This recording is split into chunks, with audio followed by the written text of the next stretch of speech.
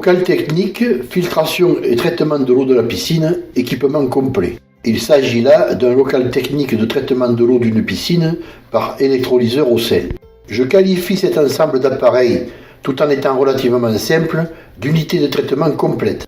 Bien entendu, elle peut être améliorée, notamment par la domotique, communication, gestion de l'énergie, etc. Mais l'investissement est déjà assez important et le bénéfice en matière de sécurité, d'économie et de gestion me semble suffisant. Pour décrire et comprendre son fonctionnement, commençons par les conduits d'aspiration. Nous avons de haut en bas les skimmers, le conduit dédié à l'aspirateur manuel ou robotisé, la bonde de fond du compartiment du volet immergé et l'aspiration de la bonde de fond du bassin.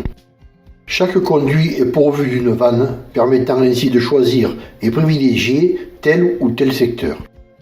L'aspiration de l'eau du bassin est assurée par la pompe et l'eau est ensuite dirigée vers le filtre.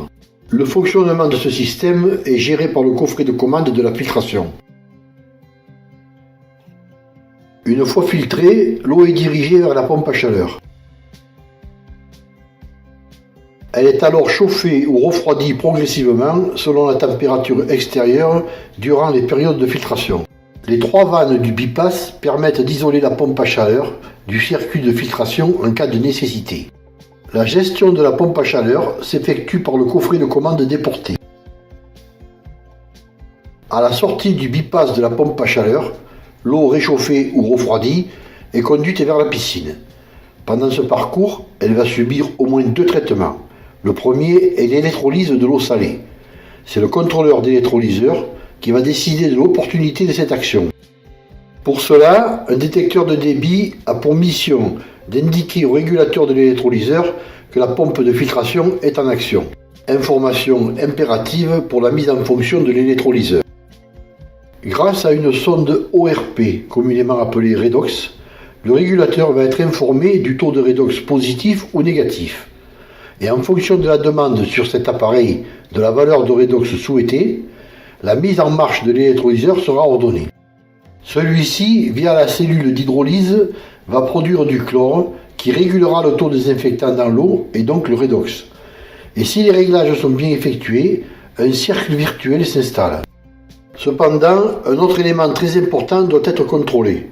Il s'agit du potentiel hydrogène, ou pH. Un contrôleur de pH est alors indispensable. Il s'agit là d'une pompe péristaltique qui aspire dans un réservoir le produit correspondant au choix de réglage que l'on a privilégié, pH+, ou pH-, qui sera alors injecté au besoin dans le conduit de refoulement vers la piscine. Pour effectuer ces mesures, cet appareil utilise une sonde pH qui détermine le taux d'acidité. L'utilisation d'un électrolyseur au sel peut favoriser l'augmentation du pH. Le taux de pH s'exprime sur une échelle de 14 unités. Un taux inférieur à 6 indique une eau acide, supérieur à 8, une eau alcaline ou basique. Le taux idéal pour obtenir une eau avec un pH neutre se situe entre 7,2 et 7,4.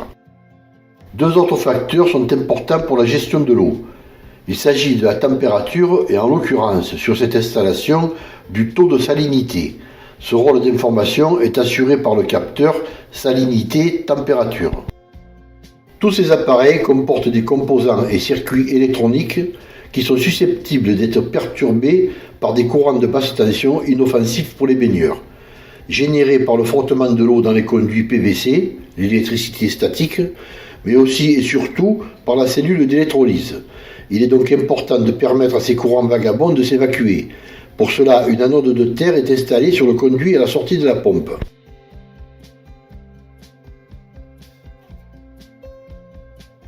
La gestion du niveau d'eau dans le bassin peut être confiée à un régulateur de niveau d'eau.